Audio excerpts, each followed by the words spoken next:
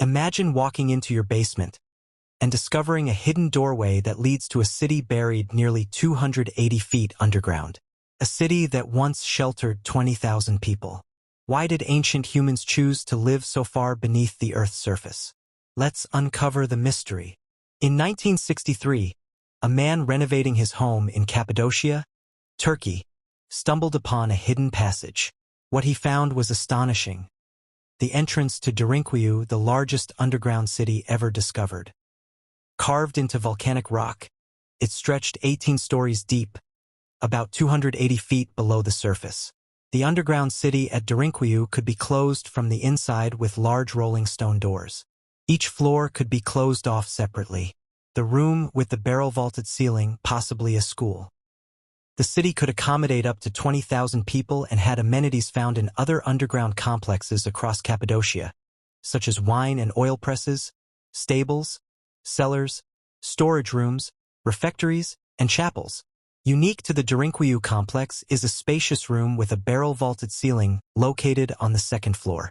It has been reported that this room was used as a religious school and the rooms to the left were studies. Starting between the third and fourth levels are a series of vertical staircases, which lead to a church on the lowest, fifth, level. A deep ventilation well in the city. The large 55-meter, 180 feet ventilation shaft appears to have been used as a well.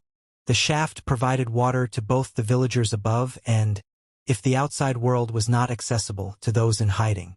Derinkuyu wasn't just a cave, it was a metropolis. Archaeologists uncovered kitchens, stables, wine cellars, schools, even chapels. Ingenious ventilation shafts kept air flowing, while massive stone doors could seal off entire levels. This was no temporary hideout, it was designed for long-term survival.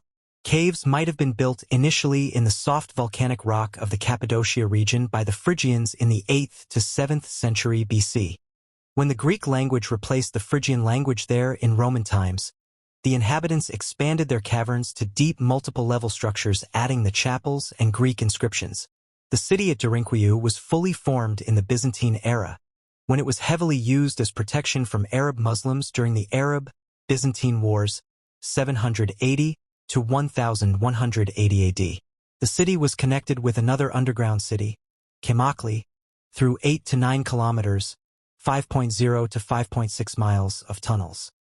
Some artifacts discovered in these underground settlements belong to the Middle Byzantine period, between the 5th and the 10th centuries. These cities continued to be used by the Christian natives as protection from the Mongolian incursions of Timur in the 14th century. After the region fell to the Ottomans, the natives used cities as refuges from the Turkish Muslim rulers. In the 20th century, the underground cities were still used by Cappadocian Greeks and Armenians to escape periodic persecutions.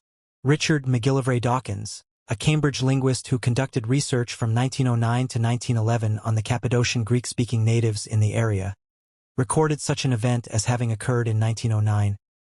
When the news came of the recent massacres at Adana, a great part of the population at Axo took refuge in these underground chambers, and for some nights did not venture to sleep above ground. In 1963, the tunnels were rediscovered after a resident of the area found a mysterious room behind a wall in his home while renovating. Further digging revealed access to the tunnel network. The area became an important frontier province during the 7th century when Arab raids on the Byzantine Empire began. By now, the soft tufa had been tunneled and chambered to provide underground cities where a settled if cautious life could continue during difficult times. When the Byzantines re-established secure control between the 7th and 11th centuries, the troglodyte population surfaced, now carving their churches into rock faces and cliffs in the Gorim and Soganli areas, giving Cappadocia its fame today. At any rate, here they flourished, their churches remarkable for being cut into the rock, but interesting especially for their paintings, relatively well preserved, rich in coloring, and with an emotional intensity lacking in the formalism of Constantinople. This is one of the few places where paintings from the pre-iconoclastic period have survived. Icons continued to be painted after the Seljuk conquest of the area in the 11th century, and the Ottoman conquest did not interfere with the Christian practices in Cappadocia, where the countryside remained largely Greek, with some Armenians.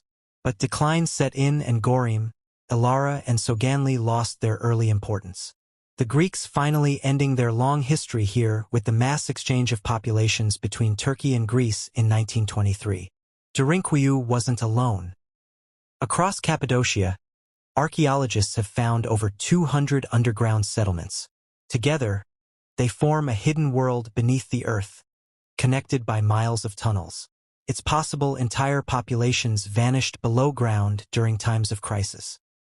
Nonetheless, at the beginning of the 20th century, Greeks still had a strong presence in Scilly, northwest of Konya, in Pharasa, and other villages in the region drained by the Yenis River, and in Cappadocia proper at Arabyson northwest of Nevşehir, and in the large region south of Nevşehir as far down as Nigda and Bor. This whole area, as the home of Saint Basil the Great, 329 to 379, his brother Saint Gregory of Nyssa, 335 to 394, and his friend Saint Gregory of Nazianzos, 330 to 389, was of great importance in the early history of Christianity, but is perhaps most famous today for the extraordinary landscape of eroded volcanic tufa in the valleys of Gorim, Ilara, and Sogan, and for the churches and houses carved into the fairy chimneys. Even today, we don't fully know how these massive cities were built, or what drove people to abandon them. Were they hiding from enemies, or something far more dangerous? The answers may still lie buried beneath the rock. The 10th century historian Leo the Deacon records a journey to Cappadocia made by Nikephoros Phokas shortly before he became emperor. Perhaps to recapture the attention of readers beginning to tire of troop movements, he also offers a scrap of information about a curiosity of the region to which the emperor was heading. Its inhabitants were once called troglodytes, because they went underground in holes, clefts, and labyrinths, as it were in dens and burrows. This brief note was probably not based on first-hand knowledge, but it might have been prompted by an awareness of the vast number of rock-cut cavities in an area to the west and southwest of Caesarea. Had Leo been more inclined to garrulous digression, or perhaps just better informed, he might have supplied more details of the troglodyte region and the task of bringing scholarly order to the hundreds of rock-cut monuments and other cavities in the area might have been much similar. At this time, the region was still inhabited by a mixed population of Turkish-speaking Muslims and Greek-speaking Christians. The latter group left for Greece in the early 1920s, during an exchange of population of minorities that was part of the radical social reordering initiated by Kemal Ataturk. They were replaced by Turks from Greece, mostly from Thrace. In the 2 decades before this upheaval, however, members of the local Greek population acted as guides to Guillaume de Gerfanian, who made several visits to the volcanic valleys and wrote his meticulous descriptions of many painted Byzantine rock-cut churches. On May 1, 1923, the agreement on the exchange of the Turkish and Greek minorities in both countries was published. A shock went through the ranks of the people affected on both sides. Within a few months they had to pack their belongings and ship them or even sell them. They were to leave their homes, which had also been their great-grandfathers' homes. They were to give up their holy places and leave the graves of their ancestors to an uncertain fate. In Cappadocia, the villages of Mustafapeza, Urgup, Guzliert and Nevşehir were the ones affected most by this rule. Often more than half the population of a village had to leave the country, so that those places were hardly able to survive. The Greeks from Cappadocia were taken to Mersin on the coast in order to be shipped to Greece from there. But they had to leave the remaining part of their belongings behind in the harbor. They were actually promised that everything would be sent after them later, but corrupt officials and numberless thieves looted the crammed storehouses, so that after a few months only a fraction of the goods, or even nothing at all, arrived at their new home. Today, the old houses of the Greek people are the only testimony that reminds us of them in Cappadocia. But these silent witnesses are in danger, too. Only a few families can afford the maintenance of those buildings. Derinkuyu, also known as Alengubu, is an ancient multi-level underground city near the modern town of Derinkuyu in Nevşehir province, Turkey, extending to a depth of approximately 85 meters, 280 feet. It is large enough to have sheltered as many as 20,000 people together with their livestock and food stores. Beneath the rolling hills of Turkey lies a secret world, a labyrinth stretching 280 feet underground, capable of housing 20,000 people. Why did ancient humans carve entire cities beneath the earth? and what mysteries still remain hidden in the dark.